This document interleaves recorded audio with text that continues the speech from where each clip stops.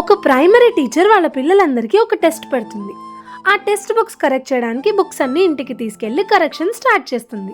అలా చేస్తుండగా సడన్ గా ఆవిడ ఫేస్ డల్ అవ్వడం చూసి వాళ్ళ ఆయన ఏమైంది అని అడుగుతారు.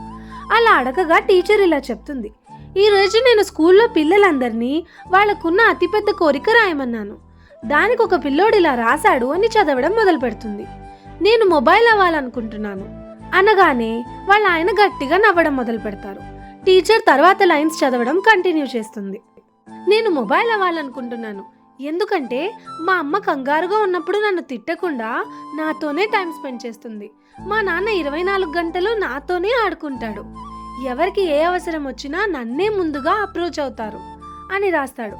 అది చూడగానే వాళ్ళ ఆయనకి చాలా బాధ అనిపించి, అయ్యో పాపం పిల్లోడు వాళ్ళ అమ్మ నాన్నతో ఎక్కువ టైం స్పెండ్ చేయట్లేదు అనుకుంటా, ఎంత గాయపడ్డాడో అంటాడు. అప్పుడు ఆ టీచర్ వెంటనే గట్టిగా ఏడుస్తూ, ఇది రాసింది మరెవరో కాదు, మన అబ్బాయి చింటూనే అని చెప్తుందంట. దానికి వాళ్ళ అమ్మ నాన్న చాలా బాధపడిపోతారంట. పిల్లలకి ఆ వయసులో కావాల్సింది పేరెంట్స్ లవ్ మాత్రమే. వాళ్ళ టైం, వాళ్ళ లవ్, వాళ్ళ ఎఫెక్షన్, ఇది తప్ప వాళ్ళు ఇంకేం కోరుకోరు. చిన్న పిల్లలు ఏం జరిగినా తొందరగా గాయపడిపోతారు. ఆ చిన్న గాయాన్ని లైఫ్ అంతా క్యారీ చేస్తారు. వీలైతే పిల్లలతో స్పెండ్ చేయండి.